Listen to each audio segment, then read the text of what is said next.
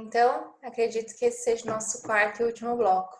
Gente, eu sei que essas últimas questões aqui que eu tô falando, elas são bem cheias de detalhezinhos e tal. E às vezes confunde um pouquinho. Então, por favor, façam a leitura dos meus slides, ok?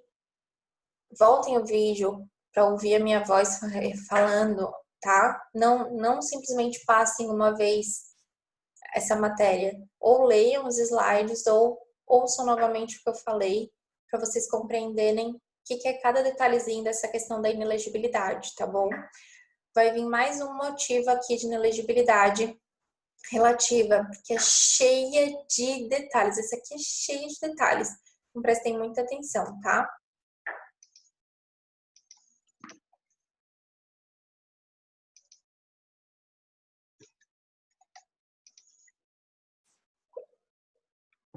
Bom, a gente estava vendo, então, antes as inelegibilidades referente aos motivos funcionais, ok? Então, agora a gente vai ver inelegibilidade por motivo de casamento, parentesco ou afinidade. Está lá no parágrafo 7º do artigo 14, tá? Então, essa inelegibilidade relativa que está lá prevista na Constituição Federal é a que vai incidir sobre os cônjuges e parentes do chefe do Poder Executivo, ok? Ela é conhecida como uma inelegibilidade reflexa, ou seja, ela vai refletir para terceiros que são indivíduos que vão ter essa inelegibilidade em razão de parentesco ou afinidade ou pela condição de cônjuge. Então tá, essa hipótese de inelegibilidade, ela somente se aplica ao cônjuge e aos parentes do titular do cargo de chefe do Poder Executivo e não aos parentes ou cônjuges de titulares de qualquer outro cargo eletivo. Então, olha aqui o exemplo. Se o marido de uma vereadora quiser, ele pode se candidatar a vereador naquele mesmo município, sem que exista, então, essa possibilidade de inelegibilidade. Ok? A gente está falando aqui dos parentes, cônjuges e afins de chefes do Poder Executivo. O parentesco, que se refere ao dispositivo constitucional, ele pode ser consanguíneo, ou seja, vínculo biológico, por afinidade, ou seja, aquele que existe entre a família de um dos cônjuges e a família do outro cônjuge, tá? Porque a gente não tem vínculo sanguíneo, então é por afinidade. E até segundo grau, nessa questão da afinidade e do consanguíneo, né? Ou por adoção. Então, é o vínculo consanguíneo, ou por afinidade, ou por adoção, qualquer um deles, tá? Então, vai se considerar parente até segundo grau. Na linha reta, os descendentes, ou seja, os filhos e os netos. Na linha reta, os ascendentes, ou seja, os pais e os avós. Então, os pais e os avós, os filhos e os netos do chefe do Poder Executivo vão ser inelegíveis também, ok? Na linha colateral, os irmãos, e consideram-se ainda descendentes por afinidade até segundo grau o genro, a nora, o enteado, ou enteada, né? Os cônjuges dos netos, olha só como vai longe, gente. Genro, nora, enteado, enteada, cônjuge, neto, do neto. Na linha de ascendência por afinidade, ou seja, os parentes do cônjuge, ok? Até segundo grau, a gente tem sogro, sogra, padrasto, madrasta e os avós do cônjuge. Olha como vai longe. E por fim, na linha transversal por afinidade, a gente ainda tem os cunhados. O cônjuge, os parentes e os afins, que são os parentes dos cônjuges, né? Até segundo grau ou por adoção do presidente da República, não vão poder se candidatar a nenhum cargo eletivo no país, porque a circunscrição do presidente, gente, é de todo o território nacional. Já o cônjuge, os parentes e os afins até segundo grau ou por adoção dos governadores não vão poder ser candidatos aos cargos naquele estado, ou seja, vereador, prefeito, vice-prefeito do município, deputado estadual, deputado federal, senador, no mesmo estado, ou governador ou vice-governador do mesmo estado, podendo, no entanto, se candidatarem a cargos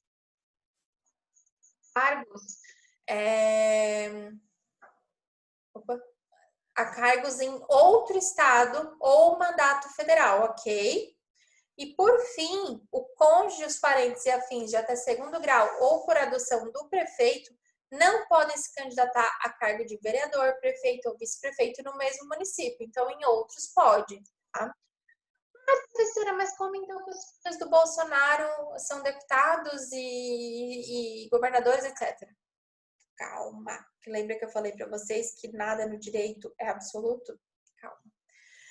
Olha só, gente, quando a gente está falando aqui de cônjuge, de parentes e afins até segundo grau, a gente está falando também dos companheiros e companheiras, ok?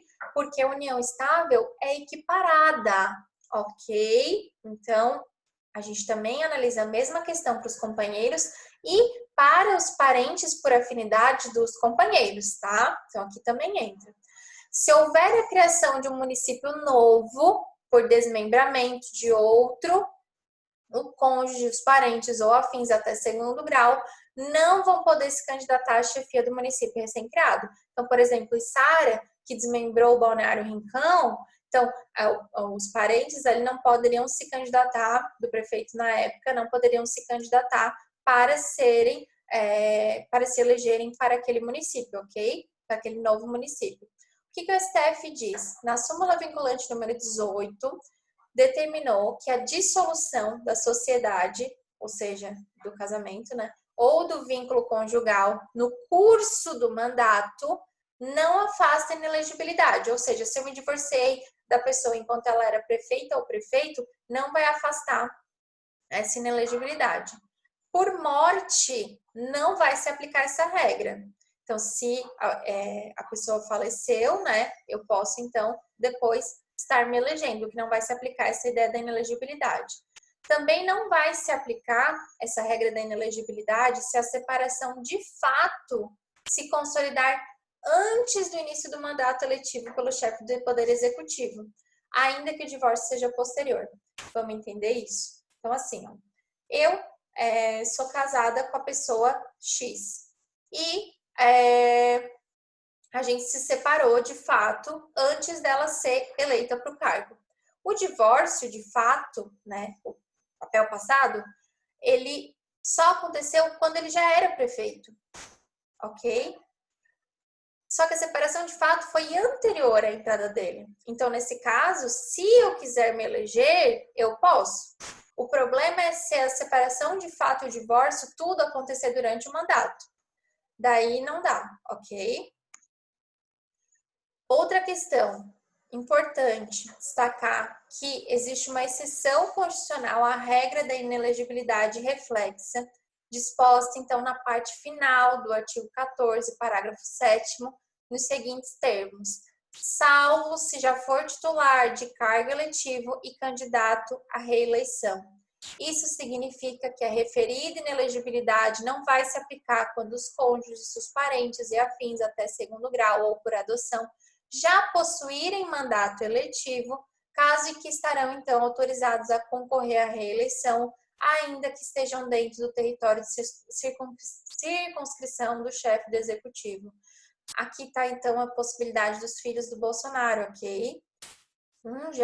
Eles eram candidatos à reeleição a deputado e depois o outro filho, eu não lembro se ele já era governador ou se ele tinha outro cargo e estava tentando outra eleição, enfim. Mas eles não era uma novidade, entendeu? Eles não estavam do nada se candidatando. E outra, o pai ainda não era chefe, ok? Ele estava só se candidatando, ele podia não ganhar, certo? Entenderam? Porque assim, daí se o pai não ganhasse, eles também não teriam a chance de ter o emprego deles hoje, entendeu? Eles não poderiam deixar de se candidatar. Situação diversa hoje o Bolsonaro está como presidente, certo? e aí os filhos resolvessem hoje se candidatar a algo, ok? Aí não poderia, entenderam? Mas isso deles era anterior ao pai já, entenderam? Então por isso que não teve nenhum tipo de problema. E digamos que o Bolsonaro se candidate novamente à reeleição à presidência da República. Os filhos vão ser candidatos à reeleição a deputado e a governador. Então vai poder continuar, entenderam? É isso. Situação diversa, que não autoriza a incidência, então, dessa exceção, que está lá no parágrafo 7º, é a do sujeito que, titular de um cargo eletivo numa determinada circunscrição, decide concorrer ao mesmo cargo, mas em circunscrição diferente, na qual, por exemplo, seu pai é chefe do executivo. Então, vai haver, então, uma inelegibilidade reflexa. Exemplo para vocês entenderem. A, filho do governador do estado Z, é deputado estadual pelo estado X, estados diferentes. Resolve se candidatar à reeleição. Caso tente se reeleger pelo estado X, não há que se falar em inelegibilidade, ok? Todavia, se, pensando no apoio político do pai, governador do estado Z, ele decidir pela tentativa de reeleição, mas em nova circunscrição, ou seja, no estado Z, no qual o pai é governador, aí sim vai entrar a regra da inelegibilidade, ok? Reflexo. Outras condições, então, de inelegibilidade é a condição de militar. A Constituição Federal, ela determina que o militar alistável, ele é elegível, mas ele tem que atender determinadas condições, certo? Para conseguir ser elegível, senão ele não é elegível, ele é inelegível. E também das previsões em lei complementar. A Constituição Federal, gente, autoriza, então, a edição de lei complementar para dispor sobre outros casos de inelegibilidade relativa, né, absoluta somente à Constituição, e os prazos da sua cessação para proteger a probidade administrativa, a moralidade para o exercício do mandato, considerada, então, a vida pregressa do candidato e a normalidade e a legitimidade das eleições contra influência, que ficou separado aqui, depois eu arrumo, do poder econômico ou do abuso do exercício da função, cargo ou emprego da administração, direto ou indireto. Então, a lei complementar pode, então, editar outros casos de inelegibilidade relativa se entrar nessas questões aqui de probidade administrativa, moralidade, para proteger, né, a probidade, a moralidade, a normalidade, a legitimidade, etc. Atualmente, no nosso ordenamento jurídico, a gente tem a Lei Complementar 64 de 1990, onde estão previstos outros casos de inelegibilidade. Essa lei ela foi recentemente alterada pela Lei Complementar 135 de 2010, que é a famosa Lei da Ficha Limpa, certo? Então trouxe algumas questões aí de inelegibilidade, por exemplo, aquela pessoa que não tem a ficha limpa, né, não pode, então, estar se elegendo, ok? Artigo 16. A lei que alterar o processo eleitoral entrará em vigor na data de sua publicação, não se aplicando à eleição que ocorra até um ano da data de sua vigência. Isso, gente. Princípio da anterioridade eleitoral. Princípio importantíssimo.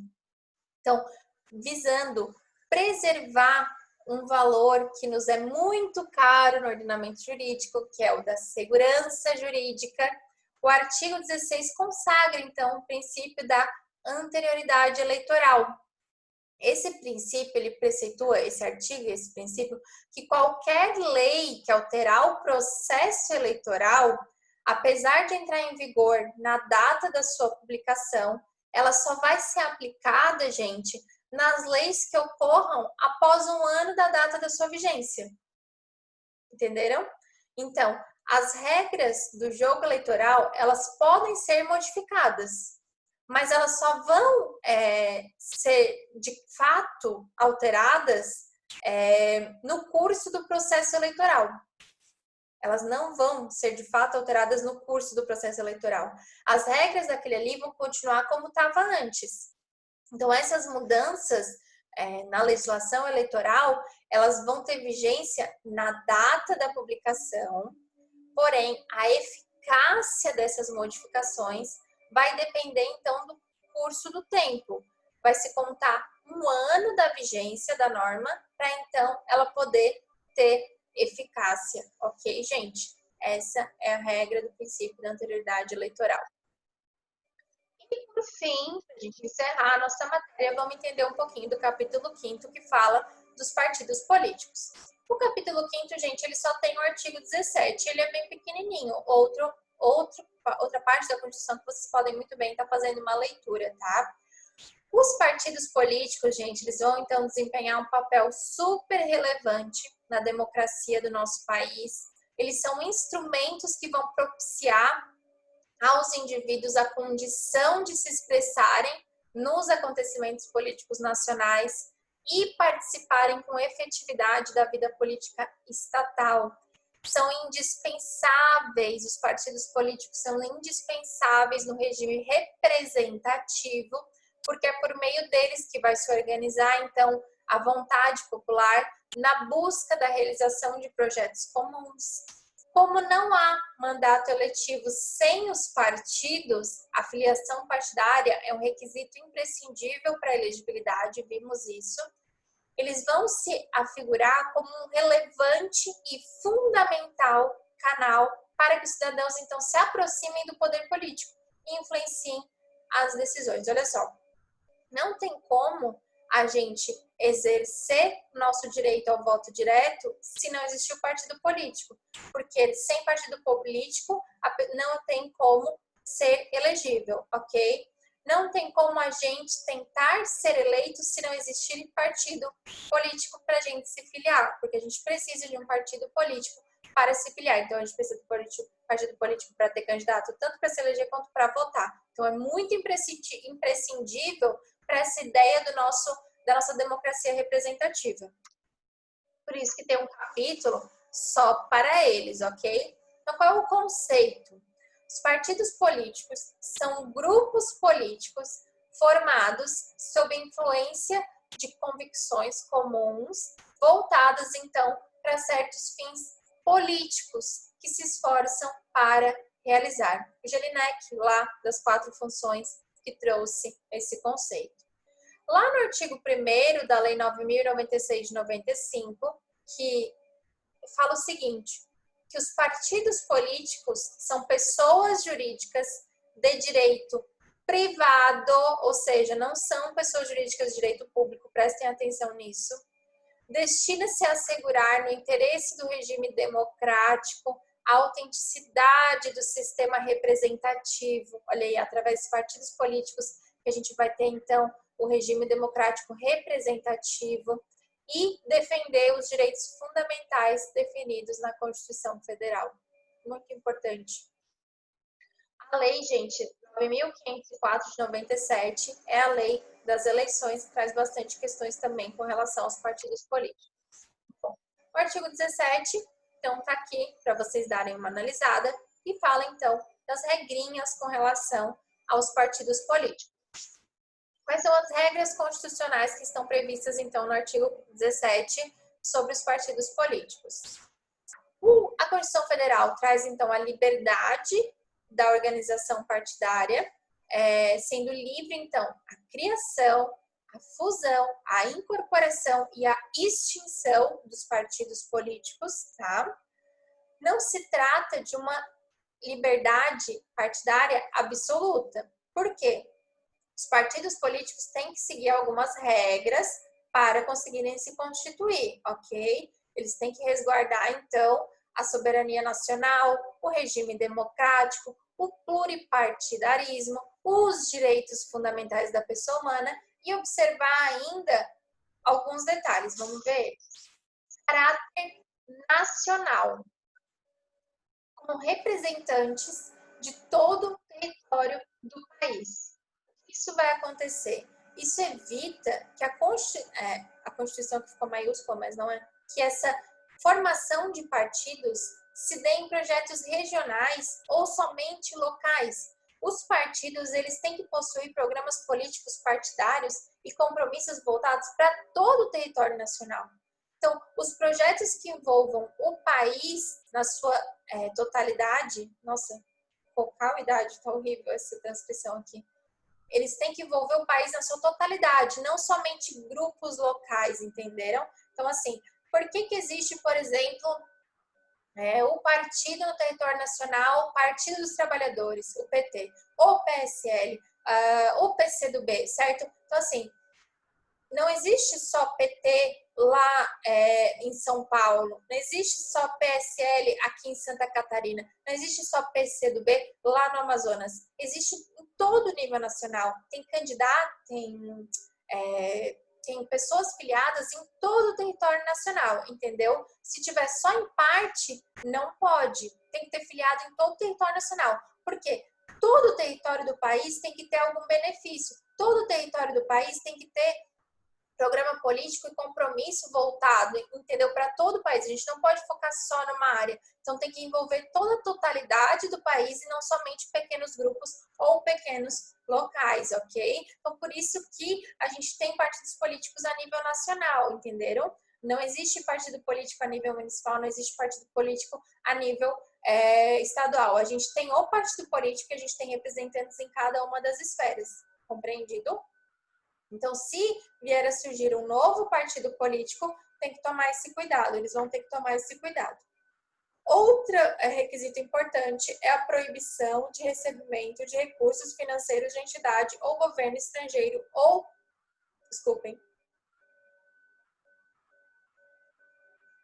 de subordinação a esses. Então, os partidos políticos brasileiros, eles têm direito a recursos do fundo partidário, tá, gente? E acesso gratuito à rádio e à televisão na forma da lei. Mas é vedado aos partidos políticos aceitarem qualquer recurso financeiro que venha de entidade ou governo estrangeiro, não podendo haver nenhum tipo de subordinação para esses, ok? Esse preceito tem como objetivo proteger os interesses do nosso país e resguardar a soberania nacional. Se a gente ficar recebendo de fora, a gente vai acabar se subordinando. E aí, às vezes, uma pessoa está em uma chefia do executivo, está como deputado, enfim, e começa a fazer questões que sejam de interesse de fora. E a gente quer o interesse aqui de dentro, ok? Outra coisa muito importante é a prestação de contas à Justiça Eleitoral. Então, para afastar o abuso econômico de qualquer recurso que venham a receber, sejam os recursos oriundos do fundo partidário ou fruto de doações, ou todos os gastos que realizarem nos processos eleitorais, tudo tem que ser prestado conta à Justiça Eleitoral, ok? Funcionamento parlamentar de acordo com a lei. É um requisito formal. Para funcionar, os partidos políticos eles têm que ter representação no legislativo, a fim de que possam, então, usufruir do direito à estrutura de lideranças e participar na divisão proporcional da composição das mesas de comissões nos termos dos regimes internos das casas legislativas, tá bem? Então, não basta somente ter eleitos para os cargos executivos. E vedação da utilização pelos partidos políticos de organização paramilitar. Então, é vedado ao partido político ministrar instrução militar ou paramilitar, utilizar-se da organização da mesma natureza e adotar uniformes para os seus membros, ok? Uma coisa muito importante que a Constituição dá lá no artigo 17, parágrafo 1º aos partidos políticos é a autonomia partidária. Então, em razão dessa autonomia que é inerente aos partidos, eles vão sofrer uma intervenção mínima do Estado, tendo liberdade para definir a sua estrutura interna, estabelecer as regras sobre a sua escolha, formação e duração dos seus órgãos permanentes e provisórios e sobre a sua organização e funcionamento e para adotar os critérios de escolha e o regime das suas coligações eleitorais majoritárias, vedada a sua celebração nas eleições proporcionais, sem obrigatoriedade de vinculação entre as candidaturas em âmbito nacional, estadual, distrital ou municipal, devendo seus estatutos estabelecerem normas de disciplina e fidelidade partidária. Isso tudo está no parágrafo 1º, tá, gente? Coligação partidária, gente, ela decorre da faculdade para a celebração de aliança entre 2 ou mais partidos. A gente sempre vê isso nas eleições, né? Dentro da mesma circunscrição, com o objetivo de escolherem candidatos para a disputa das eleições, unir forças para que o nosso candidato se eleja. Com relação a essa vedação das coligações partidárias nas eleições proporcionais a partir de 2020, o que acontece? É uma modificação que teve em 2017 na Constituição Federal através de emenda constitucional. Ela vai se direcionar expressamente e exclusivamente para as eleições que são regidas pelo sistema proporcional, mantida a sua faculdade para o sistema majoritário. Então, preciso que vocês abram a Constituição, leiam esse parágrafo primeiro para vocês verem ali que está modificado, certo? E a modificação é essa. Deixa eu abrir aqui para vocês.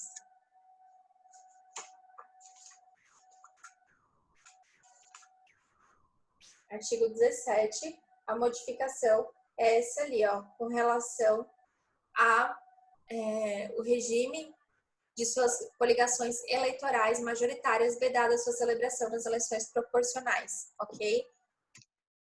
O sistema de eleição proporcional, gente, é aquele que é estabelecido para eleição de deputado federal, estadual, distrital e de vereadores. E o majoritário é o adotado para as eleições de presidente da República, governador de estado e Distrito Federal, prefeitos e senadores da República.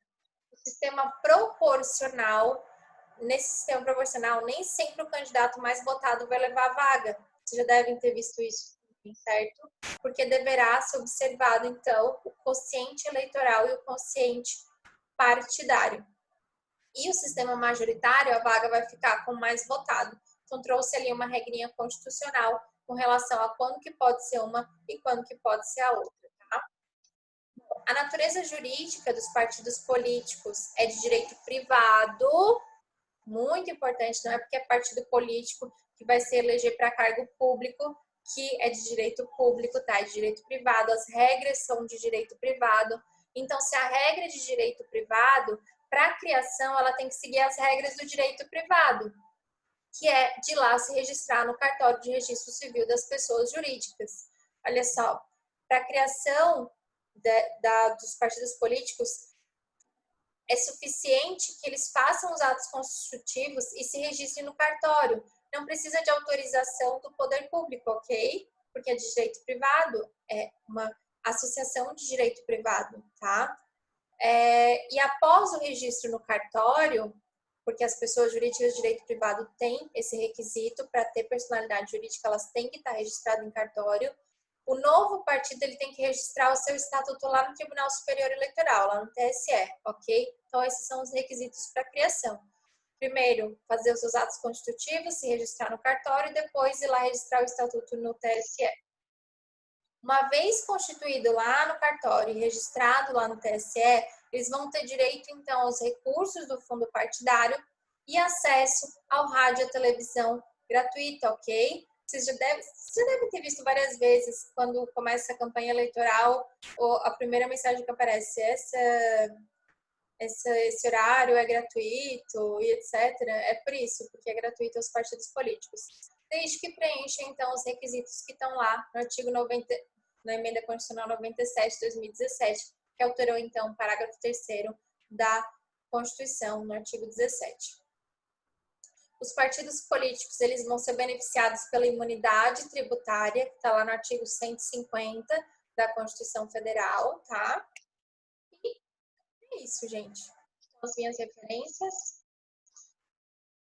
Gente, acabamos a nossa matéria. Essa dos partidos políticos, ela passa um pouquinho mais rápido que as demais, porque são artigos menores, né? E a parte que a gente precisa para fins de entendimento dos direitos fundamentais é essa. Ah, professora, mas a gente vai discutir muita coisa com relação aos direitos políticos. Sim, a gente vai, né? A gente tem ainda um leque de coisas, por exemplo, nessa questão de formação dos partidos políticos, como que dá os seus regimes e tal. Só que isso não tem relação com o direito fundamental, certo? A gente tem que entender aqui, em relação ao direito político, é que a gente tem o direito fundamental ao direito político. Nesse direito fundamental ao direito político, a gente tem diversos direitos, como ao sufrágio, como a ação popular, como a iniciativa de leis, como a organização em partidos políticos e a participação em partidos políticos, como plebiscito, como referendo, ok? Então é isso que a gente tem que entender, que a gente tem direitos políticos que estão dentro, a gente tem esses direitos que estão dentro da área dos direitos políticos como fundamental para a gente exercer o direito fundamental ao direito político. E aí, dentro dessas regrinhas, a gente tem então questões negativas e positivas, certo? Para a gente poder ou não exercer esses nossos direitos políticos, que são regras que estão trazidas pela Constituição. Para fins dos direitos fundamentais, é isso que a gente tem que saber, que a gente tem direitos políticos, quais são os nossos direitos fundamentais políticos e como que a gente pode exercer ou não esses direitos fundamentais, ok? É isso. Questões diversas é isso, daí a gente acaba fugindo um pouco daquilo que a gente precisa da essência para exercer e para ter garantido um direito fundamental, tá bem? Gente, próxima aula, então, é a nossa última avaliação de período normal, corrente, né, da nossa grade. Depois, as outras provas que tiverem são de segunda chamada ou prova final para quem precisar. Então, a próxima aula, que é a do dia 23, pode ser a última para muitas pessoas, certo? Para muitos colegas. E aí, na última aula, eu converso um pouquinho melhor com vocês sobre isso. Espero que vocês tenham gostado do conteúdo da nossa disciplina. Eu amei ministrar ele para vocês, amei, eu amo essa disciplina. Eu espero que vocês tenham sentido aí essa paixão e amado também. Vou começar um pouquinho mais com vocês na semana que vem sobre isso. Mas enfim, já que é hoje que a gente está encerrando o conteúdo de fato, né? Espero que vocês tenham gostado. Especialmente, né, que a gente pegou um período muito difícil, que foi o período da pandemia. Eu espero que vocês tenham gostado da minha forma de estar passando esse conteúdo para vocês. E se ficar alguma dúvida sobre essa aula, leiam os slides, leiam o material de apoio também, ou venham me perguntar, ok? Eu sei que os direitos políticos, eles fogem um pouquinho daqueles que a gente estava vendo antes, né? Ele se assemelha mais aos direitos de nacionalidade, mas ele foge um pouquinho daquela ideia que a gente viu dos direitos individuais, coletivos, dos direitos sociais, né? Ele tem umas regrinhas mais específicas e tal, uns conceitos mais específicos, enfim. Mas se precisarem, se não ficou algo claro, estou aí para vocês, tá bom? Boa aula a todos e até semana que vem. Por favor, estudem para a prova, gente. Um beijo.